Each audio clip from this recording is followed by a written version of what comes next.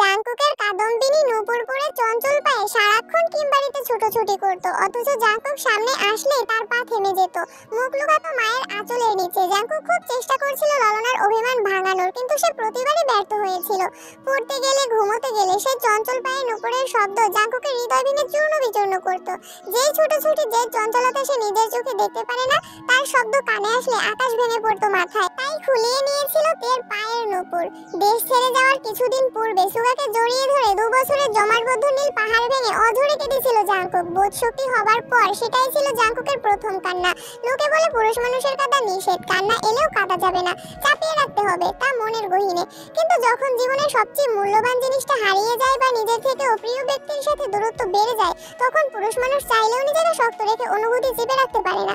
সুগা জাংকুকের সেই মরা কান্না দেখে বিস্ময়কর চোখে তাকিয়েছিল। কয়েক মুহূর্ত পর জাংকুককে জড়িয়ে ধরে কয়েকশোবার শুধু জিজ্ঞেস করেছিল, কি হয়েছে, কি হয়েছে ভাইয়া, কাঁদছো কেন, বলো আমায়। কিন্তু বাঁধহীন কান্নার ফলে জাংকুক কোনো উত্তরই দিতে পারছিল না। পরক্ষণেই সুগা উপলব্ধি করেছিল, হয়তো দেশ ছেড়ে প্রিয়জনদের ছেড়ে চলে যাবে, তাই ভেবে কাঁদছে।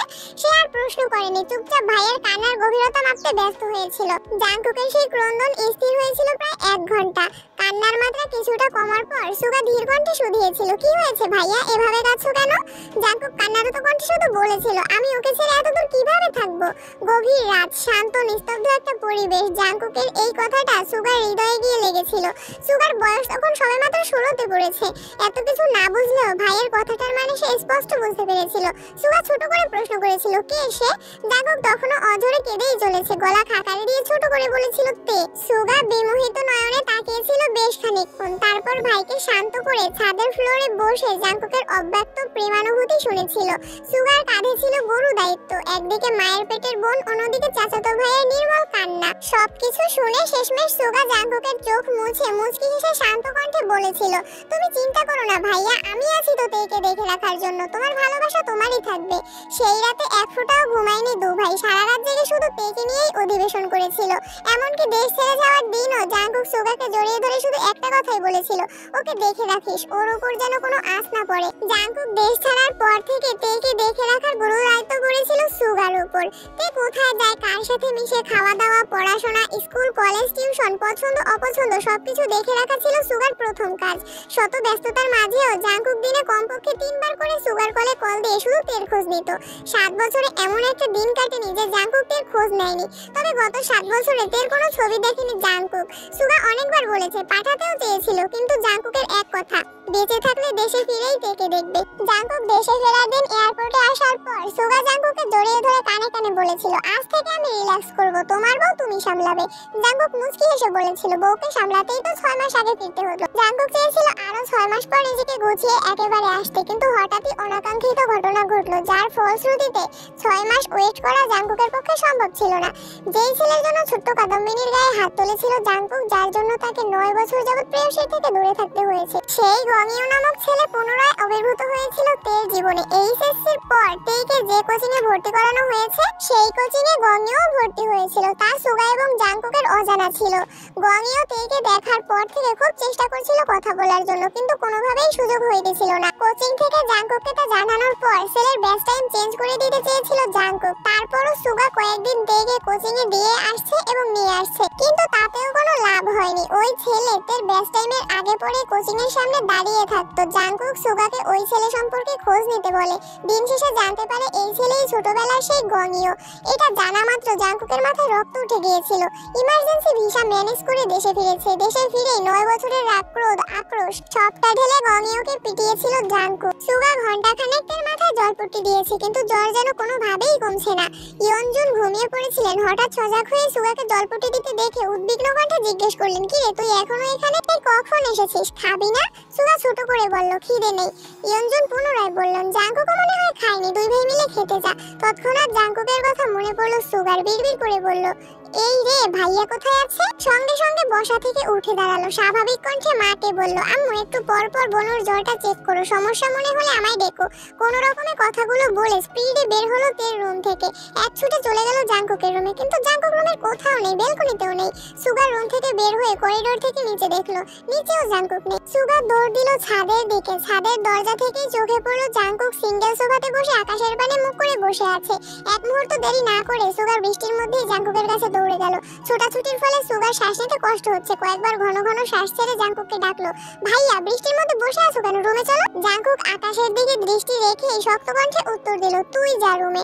সুগা পুনরায় বলল, প্লিজ ভাইয়া রুমে চলো, কি পাগলামি শুরু করেছো তোমরা। জাংকুক ক্রন্দিত কণ্ঠে জবাব দিল, আমার জন্য তেরাজ এই অবস্থা, আমার মরে যাওয়াই উচিত। জাংকুকের অবিদিত কথায় সুগার প্রচন্ড রাগ হলো। রাগে ফুঁসতে ফুঁসতে বলল, তোমাদের মরতে হবে না, আমি মরে যাই তাতেই তোমাদের শান্তি হবে। জাংকুক ধমকের স্বরে বলল, সুগা। সুগা ধীর কণ্ঠে বলল, আমাকে ধমকাচ্ছ কেন, বলো না হয় অবুঝ পাগলামি করে ফেলেছে, তাই বলে তুমি কেন পাগলামি করছো ভাইয়া, তোমার কি এমন কাজ মানাচ্ছে। একটু থেমে রাশভারী কণ্ঠে পুনরায় বলল, যে হোক ভাইয়া তোমার অবস্থা দেখে ভয় পেয়ে আমায় কল দিয়েছিলেন। তুমি যদি স্ট্রং না থাকো তাহলে তেকে কে সামলাবে বলো। তুমি তো জানো ভাইয়া আমার জীবনে তে আর তুমি সবচেয়ে কাছের মানুষ, তোমার বা তের কিছু হলে আমি বাঁচতে পারবো না, প্লিজ পাগলামি করো না, রুমে চলো। প্রথম কথাগুলো শক্ত কণ্ঠে বললেও শেষ কথাগুলো বলার সময় সুগার গলা ভিজে আসছিল। জাংকুক যেন বিগ্রহের ন্যায় বসে আছে। সুগা বেশ কিছুক্ষণ শান্ত কণ্ঠে জাংকুককে বুঝিয়ে রুমে নিয়ে গেছে। জাংকুককে শাওয়ার নিতে ঢুকিয়ে সুগাও নিজের রুমে গিয়ে ফ্রেশ হয়ে এসেছে। জাংকুকের মুখোমুখি সুগা বসেছে। ছাদে অন্ধকার থাকার কারণে জাংকুকের অভিব্যক্তি বোঝা যায়নি। জাংকুকের চোখ মুখ ফুলে আছে, দেখেই বোঝা যাচ্ছে বেশ খানিকটা সময় কেঁদেছে। তার উপর বৃষ্টি, এখনো চোখ টকটকে লাল হয়ে আছে। সুগা জাংকুকের হাতটা সামনে এনে এপাশ ওপাশ ঘুরিয়ে দেখলো হাতের অবস্থা খুব খারাপ। সুগা ওষুধের বক্স থেকে একটা মলম বের করে অল্প অল্প করে লাগিয়ে দিচ্ছে। জাংকুক দাঁতে দাঁত চেপে তা সহ্য করছে। গত 1 ঘন্টা যাবত জাংকুককে বুঝিয়ে সুগা রুমে এনেছে। এখন কোনোভাবেই রিয়েক্ট করা যাবে না। সুগা যথেষ্ট শান্ত আর হাস্যোজ্জ্বল একটা ছেলে, তবে রাগ উঠলে কেমন যেন গম্ভীর হয়ে যায়। জাংকুকের হাতে মলম লাগিয়ে সুগা আস্তে করে বলল, ব্যান্ডেজ করে দিব ভাইয়া। জাংকুক স্বাভাবিক কণ্ঠেই উত্তর দিল, ব্যান্ডেজ লাগবে না, খোলা থাকলে তাড়াতাড়ি ঠিক হবে। সুগা স্বাভাবিক কণ্ঠেই বলল, ভাইয়া খাবে না। জাংকুক গম্ভীর কণ্ঠে উত্তর দিল, না। সুগা কোমল কণ্ঠে বলল, প্লিজ ভাইয়া চলো না, খেতে যাই। জাংকুক নিরেট কণ্ঠে জানালো, আমি খাবো না, বললাম তো, তুই খেয়ে নে। সুগা বুঝতে পারলো ভাইকে জোর করে কোনো লাভ হবে না, তাই চুপচাপ রুম থেকে বেরিয়ে চলে গেল। জাংকুকের বাকি রাত কাটলো ব্যালকনিতে দাঁড়িয়ে। ধীরে ধীরে ভারী বর্ষণ কমেছে, ঝিরিঝিরি বৃষ্টিও একসময় কমেছে। ফজরের নামাজ পড়ার জন্য জাংকুক বাসা থেকে বেরিয়ে গেছে, ফিরেছে ঘন্টা 2 পর। প্রতিদিন সকালবেলা নিচে রান্না আর পেপার পড়ার রুম লাগলেও আজ ড্রয়িং রুম সম্পূর্ণ ফাঁকা। জাংকুক দীর্ঘ পায়ে সিঁড়ি দিয়ে উঠলো। তের রুমে সবাই হুমড়ি খেয়ে পড়েছে। কিম, নামজুন, সোবিন, বেকুইন থেকে শুরু করে বাড়ির 3 কর্তি, এমনকি জেনি, লিমিনহো আর সুগাও উপস্থিত সেখানে। তে শঙ্কিত হয়ে রইল, সবাই যেন একজোটে তের উপর হামলা চালাচ্ছে। তে সবার দিকে বারবার তাকাচ্ছে শুধু। সোবিন রাগান্বিত কণ্ঠে প্রশ্ন করলেন, বৃষ্টিতে ভিজতে গেছিলি কেন?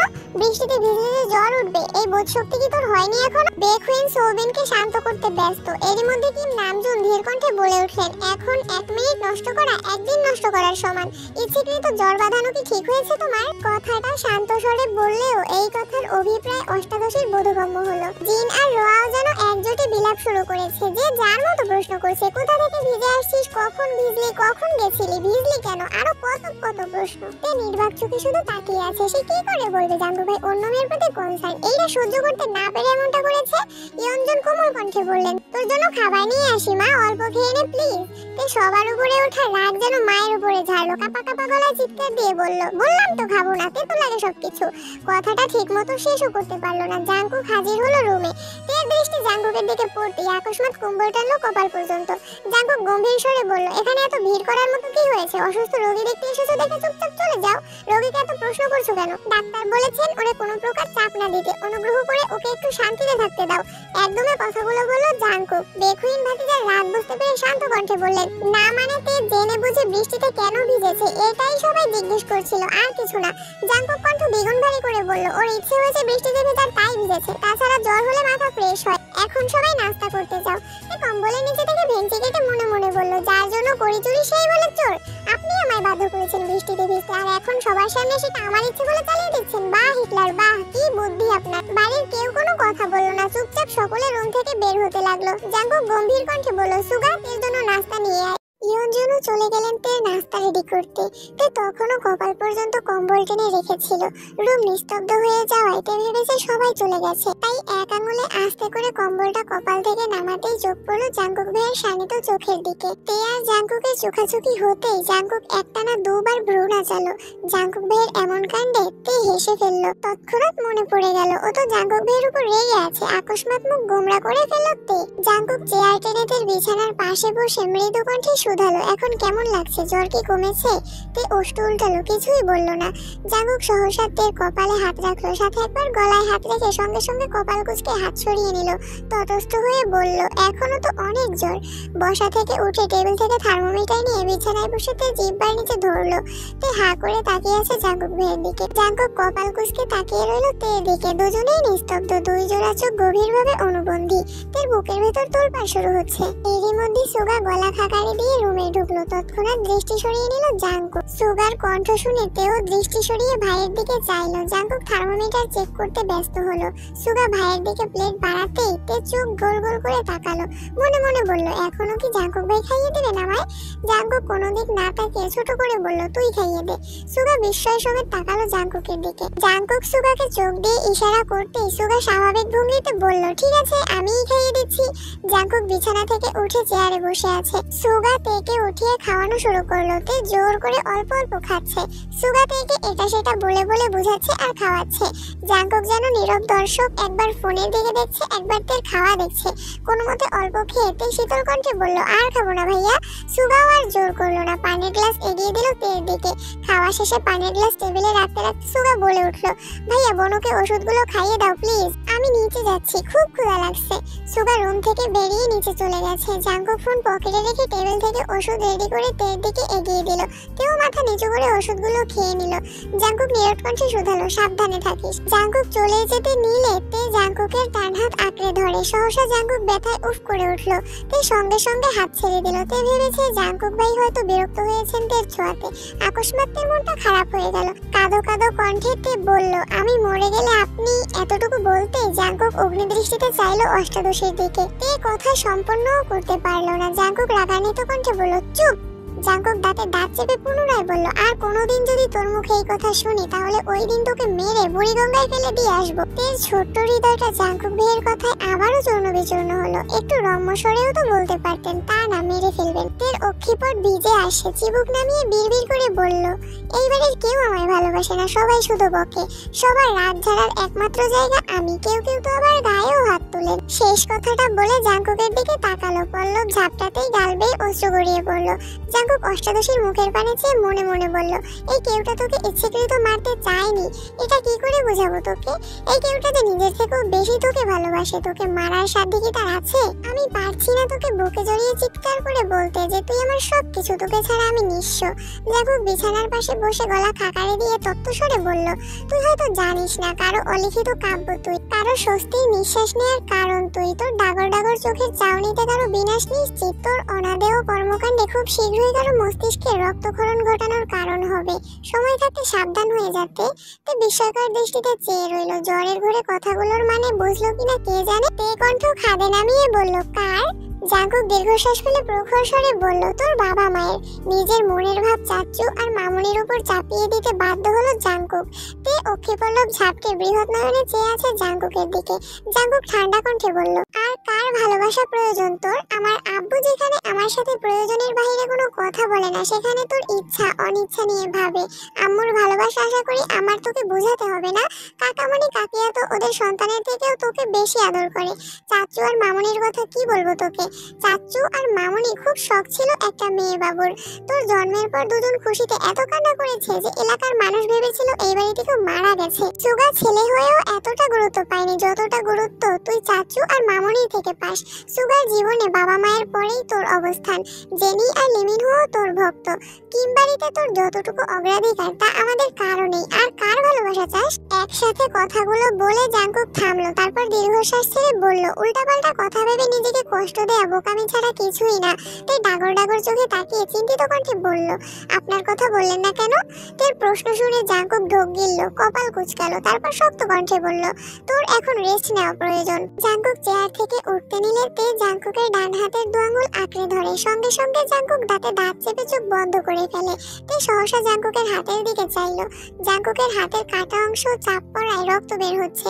সঙ্গে সঙ্গে হাত ছেড়ে দেয় তে। তে আর্তনাদ করে বলল, জাঙ্কুক ভাই আপনার হাত এতটা কেটেছে কিভাবে? জাঙ্কুক তপ্তস্বরে শুধু বলল, এমনি। আর কিছু না বলে রুম থেকে বেরিয়ে গেল। তে নির্বাক চোখে তাকিয়ে জাঙ্কুক ভাইয়ের প্রস্থান দেখলো। তে মনে পড়লো মেইন গেটের পাশের দেয়ালে ঘুষি দেওয়ার কথা। ধরে নিল এর ফলেই জাঙ্কুক ভাইয়ের হাত কেটেছে। হয়েছে। অষ্টাদশী জানতেও পারল না তাকে থাপ্পড় দেওয়ার অপরাধে জাঙ্কুক কত শত ঘুষিতে নিজেকে আহত করেছে। গতকালের ঘটনাগুলো পরপর মনে হতেই তের নিজের উপর বড্ড রাগ হলো। জাঙ্কুক ভাইয়ের অনুভূতি জানতে চাওয়ার কি দরকার ছিল? রাগে নিজের গালে থাপ্পড় দিতে ইচ্ছে হলো তের। জাঙ্কুক ভাই রোজ আপুকে পছন্দ করলে তের ব্যাপারে কোনো অনুভূতি থাকবে না, এটাই তো স্বাভাবিক। জাঙ্কুকের সাথে এই জীবনে কখনো তের সুসম্পর্ক ছিল বলে মনে পড়ছে না তের। এই হিটলার স্বভাবের ব্যক্তির জন্য আজ সে জ্বরে ভুগছে, এটা ভাবতেই মাথায় রক্ত উঠছে। জাঙ্কুক তের রুম থেকে বেরিয়ে নিজের রুমে গেল, একটা তালা নিয়ে ছাদের গেটে তালা ঝুলিয়ে দিল, তারপর নাস্তার টেবিলে চলে গেল। ততক্ষণে নাস্তার টেবিল ফাঁকা হয়ে গেছে। তিন কর্তি রান্নাঘরে কাজ করছে আর এটা সেটা নিয়ে কথা বলছে। জাঙ্কুক রান্নাঘরের সামনে গিয়ে রাশভারী কণ্ঠে বলল, ছাদের গেটে তালা দিয়ে দিয়েছি, তোমাদের কারো ছাদে যাওয়ার প্রয়োজন হলে আমার রুম থেকে চাবি নিয়ে যেও। রোয়া চিন্তিত কণ্ঠেও শুধালেন, তে কি রাতে ছাদে গিয়ে ভিজেছিল? জাঙ্কুক উপর নিচ মাথা নাড়ল শুধু। জিন ইয়ঞ্জনের দিকে তাকিয়ে বললেন, যে মেয়ে ভূতে ভয় পায়, সন্ধ্যার পর বৃষ্টি হলে কানে আঙুল দিয়ে বসে থাকে, সেই মেয়ে এত রাতে ছাদে গেল কিভাবে? ইয়ঞ্জন নির্বাক চোখে তাকিয়ে রইল জিনের দিকে। এই প্রশ্নের উত্তর ওনার কাছেও নেই। জাঙ্কুক কণ্ঠ দ্বিগুণ ভারী করে বলল, তোমাদের এসব নিয়ে গবেষণা করতে হবে না, যা হওয়ার হয়েছে। তেকে এই বিষয় নিয়ে আর কোনো প্রশ্ন করবে না। ছাদে না যেতে পারলে এমন কাণ্ডও আর ঘটাতে পারবে না। এই টপিক এখানেই শেষ। জাঙ্কুক চুপচাপ নাস্তা করে নিজের রুমে চলে গেছে। সুগার সারাদিন কাটলো চায়ের পর চা খেতে খেতে। জাঙ্কুকের জন্য ঘন্টাখানেক সুগাকেও বৃষ্টিতে ভিজতে হয়েছিল, যার ফলস্বরূপ গলা ব্যথা সর্দির উপক্রম হয়েছে। বিকেলে আবার এমপির সম্মেলনে যেতে হবে, তাই চা কফি খেয়ে গলা ঠিক রাখছে। দুপুরে খাবার খেয়ে বেরিয়ে পড়েছে সম্মেলনের উদ্দেশ্যে। জাঙ্কুক সারা দিনেও রুম থেকে বের হলো না। 3টার দিকে জিন লিমিনহুকে পাঠিয়েছিল ডাকার জন্য, কিন্তু জাঙ্কুক ঘুমোচ্ছে দেখে লিমিনহু দরজা থেকে চুপচাপ চলে আসছে। আরো কিছুক্ষণ পর বাধ্য হয়ে জিন নিজেই সিঁড়ি দিয়ে উঠে গেলেন ছেলের রুমে। দরজা থেকে একবার জাঙ্কুককে ডাকলো, কিন্তু কোনো সাড়া নেই। জিন ছেলের কাছে গিয়ে বাহুতে হাত দিতেই আটকে উঠলেন। জ্বরে জাঙ্কুকের গা পুড়ে যাচ্ছে, ডান হাত ফুলে গেছে কোনোই পর্যন্ত। জিন এই যে ছেলেকে ডাকছে, জাঙ্কুক জ্বরের ভরে কিছুই বলতে পারছে না। জিন রুম থেকে বেরিয়ে হাত ডাক শুরু করলেন। বেখুইন সোফায় বসে টিভি দেখছিলেন, ভাবেই ডাক শুনে দৌড়ে গেলেন। তে ঘুমোচ্ছিল, ইয়ঞ্জন তের মাথায় জলপট্টি দিচ্ছিলেন। বড় জায়ের আর্তনাদে তের রুম থেকে ছুটে বেরিয়ে গেলেন জাঙ্কুকের রুমে। জাঙ্কুকের মুখমণ্ডল অন্ধকার হয়ে আছে, হাতের ব্যথার সাথে দীর্ঘ সময় বৃষ্টিতে ভেজার ফলে এই দশা হয়েছে। বেখুইন সঙ্গে সঙ্গে ডাক্তারকে কল দিয়েছেন। ঘন্টাখানেক পর পরিস্থিতি শান্ত হলো। জাঙ্কুকে ব্যথার ওষুধ খাওয়ানো হয়েছে। জিন ছেলের মাথায় জলপট্টি দিতে ব্যস্ত হলো। ইয়ঞ্জন বেরিয়ে তের রুমে গেলেন, ততক্ষণে তের ঘুম ভেঙে গেছে। ইয়ঞ্জনের থমথমে চেহারা দেখে তে শঙ্কিত হলো, উদ্বিগ্ন কণ্ঠে শুধালো, কি হয়েছে আম্মু? ইয়ঞ্জন মেয়ের কাছে বসতে বসতে বললেন, তোরা 3 ভাই বোন মিলে কি শুরু করেছিস বলতো? তে স্বাভাবিক কণ্ঠেই বলল, কেন, কি হয়েছে? ইয়ঞ্জন তপ্ত স্বরে বললেন, এদিকে তোর অবস্থা খারাপ, ওদিকে সুগার লাগছে, সর্দি, সকাল থেকে চা কফি খেতে খেতে কিছুক্ষণ আগে বের হলো, এখন আবার জাঙ্কুকের। তে আটকে উঠে প্রশ্ন করলো, কি হয়েছে জাঙ্কুক ভাইয়ের? ইয়ঞ্জন কোমল কণ্ঠে বলা শুরু করলেন, রাত থেকেই তো ছেলেটা দৌড়ের উপর, বৃষ্টিতে ভিজে অফিস থেকে আসছে, তারপর তোকে ছাদ থেকে রুমে এনে রেখে ডাক্তারকে আনতে গেছে, আবার ডাক্তারকে দিয়ে ওষুধ নিয়ে আসছে, কিভাবে যেন হাত কেটেছে, সেই হাত ফুলে ব্যথায় এখন জ্বর উঠে গেছে, জ্বরে চোখ খুলতে পারছে না ছেলেটা। তে মায়ের দিকে ড্যাব ড্যাব করে তাকিয়ে আছে আর মনে মনে ভাবছে, জাঙ্কুক ভাই আমার জন্য এত কিছু করেছে।